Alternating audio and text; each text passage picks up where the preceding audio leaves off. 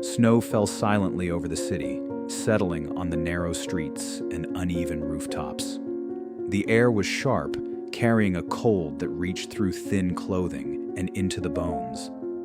Gas lamps glowed faintly, casting small islands of yellow light into the dark. Between these circles of light, the streets seemed endless and empty, but they were not. In the shadows, figures moved quietly, people heading home, shopkeepers closing their doors, and children trying to earn their last coins of the day. Among them was a small girl, no more than 10 or 11 years old. She stood near the corner of a brick building, clutching a bundle of matchsticks tied with a thin string. Her dress was worn and patched, her shoes cracked and thin. Every time someone passed, she whispered, "Matches, good matches." Most walked by without slowing down.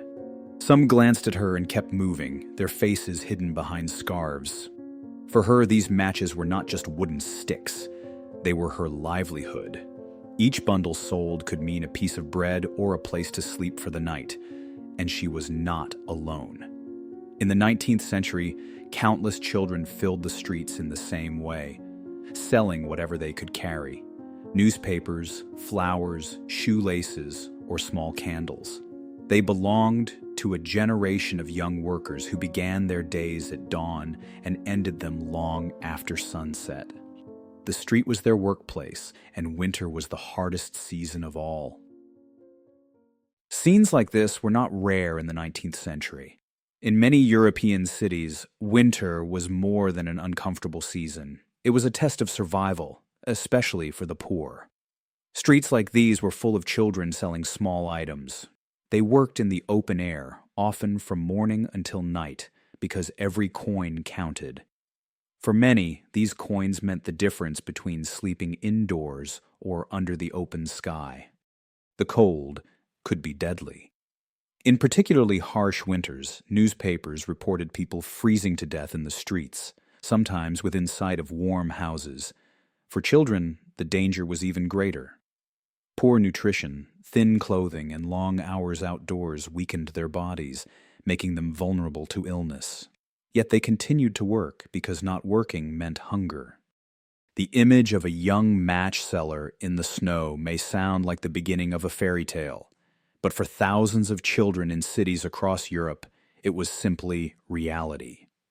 This is where our story begins, not in the pages of a book, but in the freezing streets where survival depended on what you could sell before the day ended. In the 19th century, the Industrial Revolution transformed cities across Europe. Factories rose beside rivers and railways, pulling thousands of families away from rural villages.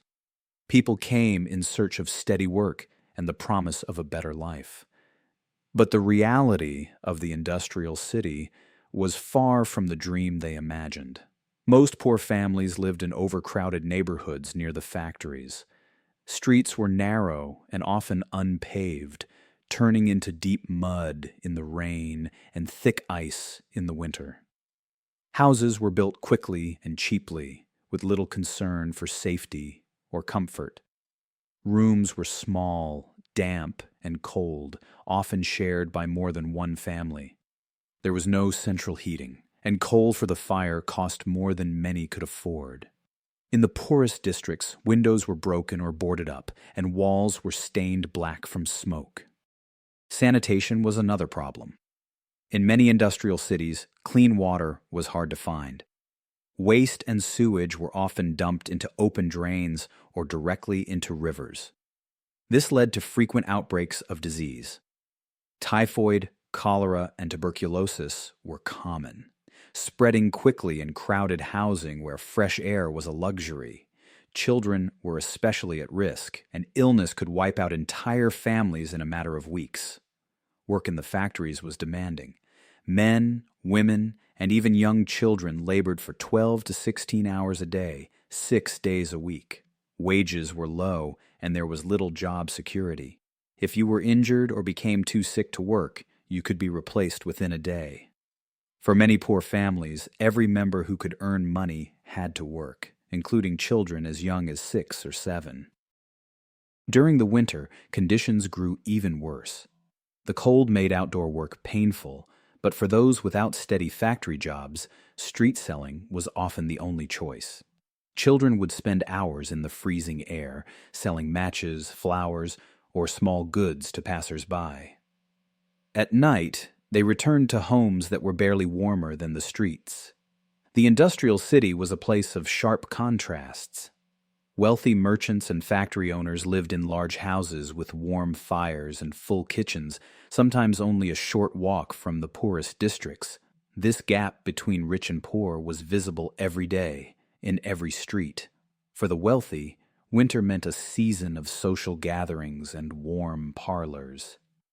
For the poor, it meant survival, measuring each day by the food they could afford and the warmth they could find. In such a world, the image of a little match seller standing alone in the snow was not unusual. She was one of many, part of a hidden workforce that kept the city alive, yet remained almost invisible to those who passed her by. For many poor children in the 19th century, the street was both a workplace and a classroom. They learned how to speak to strangers, how to keep their goods safe, and how to survive in a world that gave them little protection. These children were sometimes called street traders or hawkers, but in truth they were simply working to keep themselves and their families alive. The work began early. At dawn, children as young as 6 or 7 would leave their homes, carrying baskets or boxes of goods. Some sold newspapers, calling out the day's headlines in loud voices. Others carried trays of flowers, ribbons, shoelaces, or small snacks.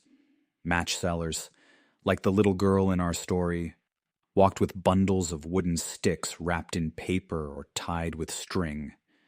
Every item was cheap, but each sale brought only a small coin, often just enough for a piece of bread. A working day could last 12 hours or more, in all kinds of weather. In summer, the sun and heat were exhausting. In winter, the cold was dangerous. Children had to keep moving to stay warm, but they could not leave their place for long in case they missed a customer. Many worked without gloves, hats, or strong shoes. Frostbite, coughs, and fevers were common. The dangers were not only from the weather. Street children risked being robbed by older boys or adults who knew they carried coins at the end of the day. There was also the constant threat of the police. In many cities, selling without a license was illegal. Officers could take away a child's goods, fine their parents, or even send the child to a workhouse. A workhouse was supposed to provide food and shelter, but life inside was strict and often cruel, with long hours of labor and poor conditions. Despite these hardships, some children became skilled sellers. They learned the best corners for business, how to approach customers politely, and how to avoid trouble. But skill did not always mean safety. A bad day, a sudden rainstorm, a broken bundle of goods, or simply too few buyers could mean going home with nothing. For children without families, it could mean going without food or a place to sleep. Reports from the time tell of boys falling asleep on doorsteps and girls warming their hands over street lamps. Charitable organizations sometimes offered soup or bread, but help was never guaranteed. Many people simply walked past, either too busy or unwilling to see the poverty around them. In this environment, the little match girl was not a symbol of rare misfortune. She was part of a larger crowd of invisible workers. Each child had their own story, but they shared the same daily fight to earn enough to survive one more day. The matches sold on the streets did not appear by magic. They came from the dark, crowded rooms of match factories where men, women, and children worked long hours to produce them. In the 19th century, one of the most common types was the white phosphorus match, also called the strike anywhere match. These matches were cheap to make and easy to light, which made them popular with customers, but dangerous for the workers who produced them. In a typical factory, wood was cut into thin sticks and dipped into a mixture that included white phosphorus. The chemical made the match tips highly flammable, but it was also highly toxic. Workers handled the phosphorus mixture daily, often without gloves or any protection. The air in the factory was filled with fine dust and chemical fumes. The smell was sharp and unpleasant, clinging to clothes and skin even after leaving work. One of the most terrible risks was a disease known as phossy jaw. This condition was caused by long-term exposure to white phosphorus. It began with toothaches and swelling in the jaw. Over time, the gums would develop abscesses, and the bone itself would start to decay. In severe cases, the jawbone could glow faintly in the dark due to the chemical reaction. The disease was extremely painful and could be fatal if left untreated. Treatment often meant surgery to remove parts of the jaw, leaving workers disfigured for life. Many match factory workers were young girls, some only 13 or 14 years old. They were chosen because their small hands could work quickly and precisely, and they could be paid less than adult men. A normal shift could last 12 to 14 hours, with only short breaks. Pay was low, and in some factories, a system of fines was used to punish workers for small mistakes, such as dropping matches or arriving late. These fines could take away a large part of their earnings, leaving them with barely enough for food and rent. Accidents were also common. The phosphorus was so flammable that a small spark could start a fire in the drying rooms where matches were stored. Workers had to move quickly to put out these fires before they spread, but burns and injuries were frequent. In poorly managed factories, safety rules were almost non-existent. By the late 19th century, doctors and social reformers began speaking out against the dangers of white phosphorus. Some countries introduced laws to limit its use, but change came slowly.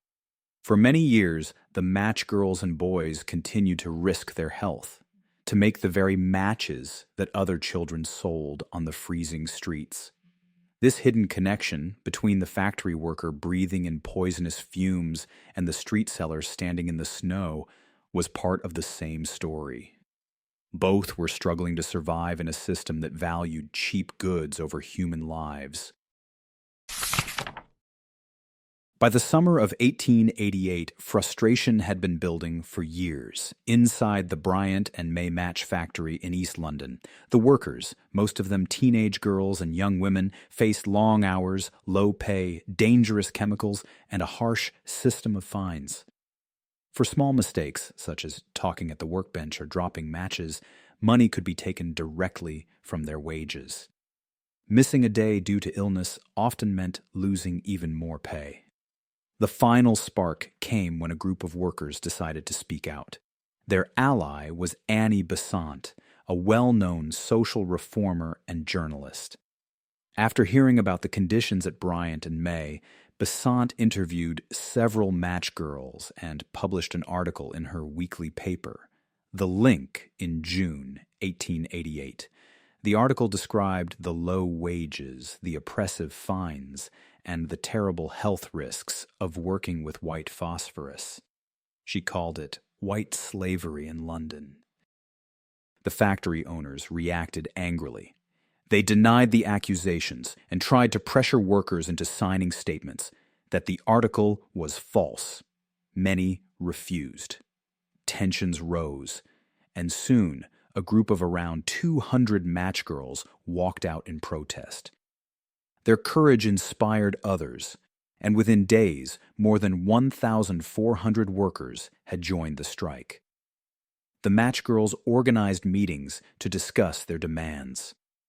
They wanted the unfair fines to be removed, safer working conditions, and the right to form their own union. Although young and with little formal education, they showed remarkable unity and determination. They marched through the streets to raise public awareness, and their cause quickly gained attention from newspapers, politicians, and the general public. Bryant and May tried to replace the strikers with new workers, but the public pressure was strong. Supporters, including trade unionists and members of parliament, urged the company to negotiate. Finally, after about 3 weeks, the strike ended with significant victories. The fine system was abolished, workers were allowed to bring grievances without fear of punishment, and the company agreed to better safety measures in the factory. The strike also led to a lasting legacy. The women formed the Union of Women Matchmakers, one of the first trade unions in Britain led by women.